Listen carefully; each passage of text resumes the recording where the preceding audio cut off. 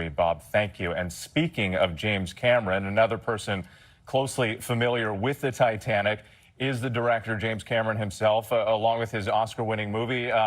Mr. Cameron, I understand you've made a number of dives to the wreckage site, too. Just give us your sense on what you're feeling right now, looking at these images of the shipwreck that you studied so closely, and now hearing that another tragedy has been tied to the same area. Well, I've been down there many times, and I know the wreck site very well, as does my friend Bob Ballard. I've made 33 dives. I actually calculated that I've spent more time on the ship than the captain did back in the day. And of course, as a submersible designer myself, I designed and built a sub to go to the deepest place in the ocean, 3 times deeper than Titanic. So I understand the engineering problems associated with building this type of vehicle and all the safety protocols that you have to go through. And I think that what Bob said, because I was watching, is absolutely critical for people to really get the take-home message from this, from our effort here, is deep submergence diving is a mature art. From the early 60s, where there were a few accidents, nobody was killed in the deep submergence, until now, is more time than between Kitty Hawk and the flight of the first 747. So if we haven't improved over that period of time, we have improved drastically over that period of time, and the certification protocols that all other deep submergence vehicles, except this one, that carry passengers, especially paying passengers, all over the world in tropical waters, deep coral reefs, other wreck sites, and so on. The safety record is the gold standard, absolutely. Not only no fatalities, but no major incidents requiring all of these assets to converge to a site. Of course, that's the nightmare that we've all lived with, since all of us entered this field of deep exploration. We live with it in the back of our minds.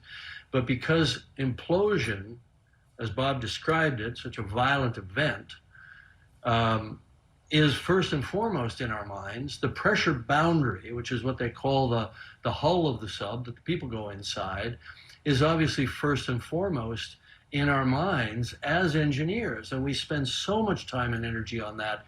And we use all the computerized tools available today, finite element analysis. We worked on our sphere for our deep vehicle that went to the Challenger Deep for over 3 years, just in the computer, before we even made the thing. And then, of course, we pressure tested it over and over and over, and so on. So, this is a mature art, and many people in the community were very concerned about this sub.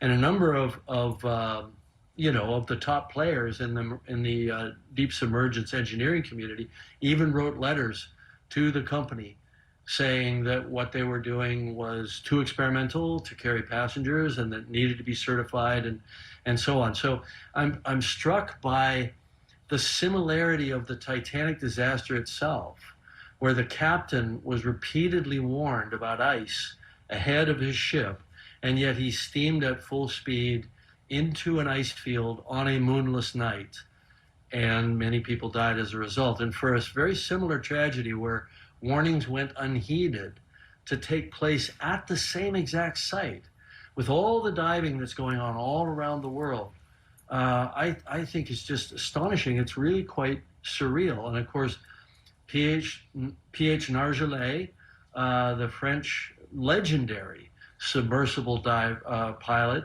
a friend of mine. It's a very small community. I've known P.H. for 25 years.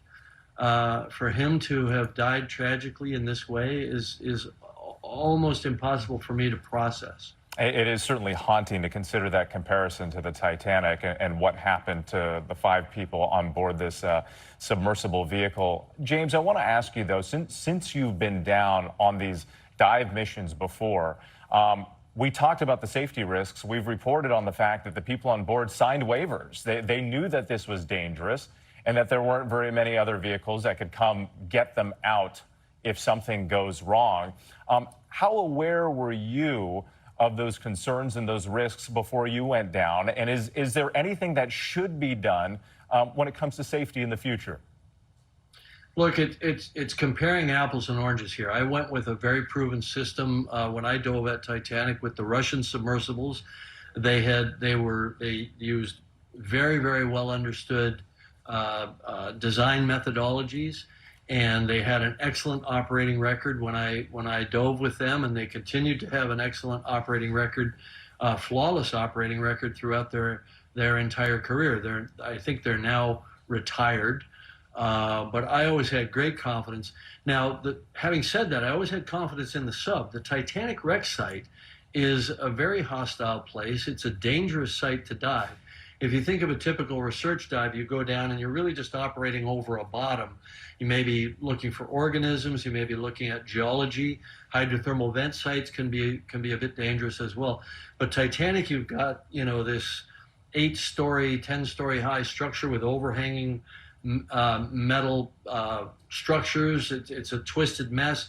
You can get entangled.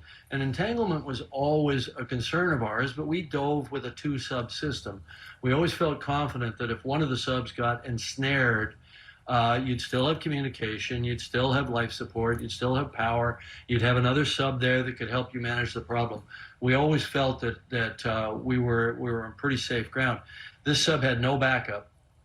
It didn't have a lot of backup systems from what I understand, and it was predicated on what I think of as a fundamentally flawed design principle, which is a carbon fiber hull, which when I first heard about a move toward composite hulls, and this was many years ago, even when I was designing my sub, there was another sub that was sort of in competition with us to get to the Challenger Deep that was operated by a guy named Chris Welsh for Richard Branson.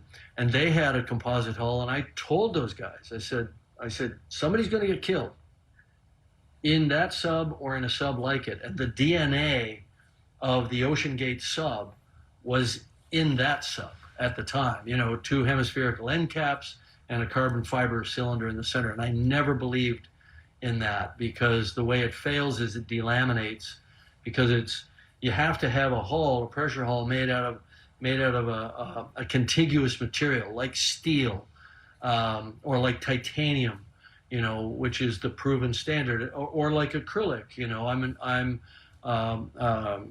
I have a small equity stake in I think one of the best submersible companies in the world, Triton Submersibles, and they use acrylic for their hulls. But once again, it's a contiguous material, so you can do computer modeling to see how it'll behave.